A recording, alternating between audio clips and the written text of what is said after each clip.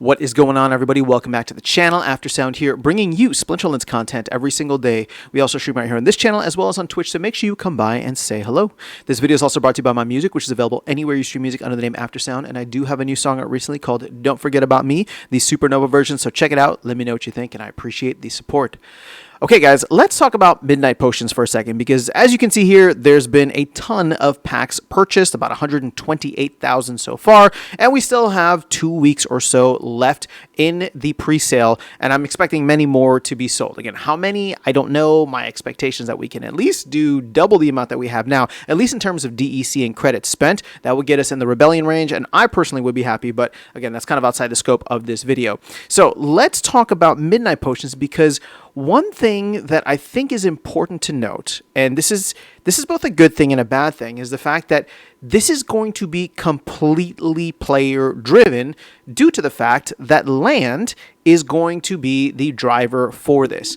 So as we move forward, this is going to be something that's, I think, quite monumental in any kind of game where, like, this is player run, player managed, and that market's going to be created entirely by players. Now, you can look at the rest of the Splinterlands ecosystem, and to a certain extent, you have that in certain areas, right? So, for example, like, you know, pack prices on the secondary market, card prices on the secondary market. I mean, all that stuff is driven by supply and demand on what players have. But the team still sets a relative price, right? So, for example, packs, when they first come out, you got to buy them for 4,000 DEC, all right, or $4. So there's almost like a baseline there. Whereas with Midnight Potions, we really have no idea what they're going to cost. And the thing is, if they end up costing a lot, what we could see is, a couple of different reactions. The first of which I think is you're going to get a bunch of people who are upset because people like to get emotional when prices are too high and say like, oh, I would totally be into the Midnight Potions, but this is, you know, this game is a scam because blah, blah, blah. And it's like, well, like the team had nothing to do with this, right? Yeah, sure. They set the amount of like aura and magic or whatever it required to make the potions, but the players are the ones who can choose how much is getting produced, meaning they can, you know, choose to turn more plots. We have like literally hundreds of millions of production available, right? Production points available across all the different regions. So it's not like there's a lack of people wanting to get into it. What will be interesting, as I said earlier, is that if the reaction ends up being like that, how do players and how do landholders respond, right? Because is there going to be some kind of whale games and manipulation on price? And again, not that there can really be that much. I mean, this is kind of like a free and open market. So I can see a whale setting a high price, so I got like a ceiling, but not necessarily a floor, because anybody can go in and create. And so therefore, all of a sudden, if it's just like, hey, you know, the market's not buying these up at X amount, what if we do half X, right? Or 0.75X, right? And again, X is just a random number.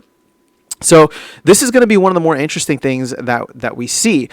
Now, what I'm also curious about, kind of second order effects from this, is how much in terms of land plots do we see get turned into, or how much production goes towards that, and what type of impact does that have on the rest of the land ecosystem? Now, I've talked about this at length in previous videos and, you know, offline with many folks.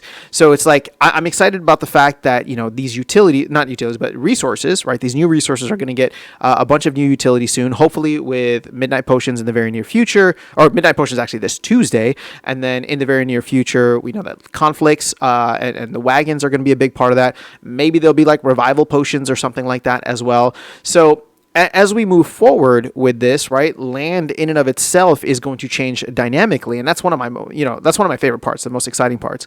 But taking this back to the Midnight Potions and kind of closing out here with this thought is, what is the general sentiment going to be like based on the price? And since this is truly player driven, how is the response going to be? Like, if people are complaining about this, are you and I going to look at that and say, hey, there's actually something we can do about that? I can take my land plots and turn them into Aura Labs and, you know, sell these potions, because I know that there'll be some buyers out there if you bring the price down. Now, of course, what makes this fascinating is the supply and demand mechanics of everything else. What is the cost of creating a potion? And this is where again, I'm going to leave you with what happens if we get into a weird place with land where, because of supply demand dynamics of all the different resources and what's available and what's not available, we get into a situation where the prices of aura are too high and the prices of resources are too high as well, because everything is just mismanaged. Well, then it comes down to whoever is going to be holding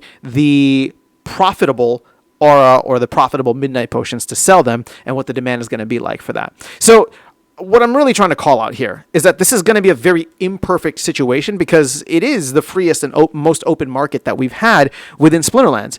And while that's exciting, that doesn't mean that it's not going to have any hiccups. Again, not hiccups because the team does anything, but just hiccups because people are not necessarily efficient in how they manage things, right? So how much SPS is sitting out there that people can't claim because they don't have the resources. And right now it's not profitable for them to go buy the resources to claim that SPS, right? It just doesn't make any sense. So as we move forward, just putting that out there, not really as a word of caution, but just something to be thoughtful of as we move forward. And I know I'm looking at the leaderboard here, and one thing I'll say, I wanted to close out already, but, for example, Cryptomancer in the Land Barons chat mentioned something along the lines of, like, he's patient, he's going to go through and he's going to craft potions entirely for himself, meaning that he's not going to have any left over, and he won't even have enough to open all of his packs at the time that he wants to open them, right? Early on or day one. So if, somebody with one of the top packs here is just going to be produced for themselves, you have a lot of other folks that are going to just be producing potentially for themselves, we could see some very interesting pricing for these midnight potions when they first come out. But all in all, I'm excited. This ecosystem is going to get a jolt that it absolutely needs, especially on land. And I'm excited to see where all this goes. This is what makes Splinterlands really cool, unique, and fascinating for me. And I can't wait to dissect and analyze it with all of you. So that is all I have for you guys in this video. Let me know your thoughts in the comments below. Otherwise, I'll catch you all in the next one and see you around the game. Take care.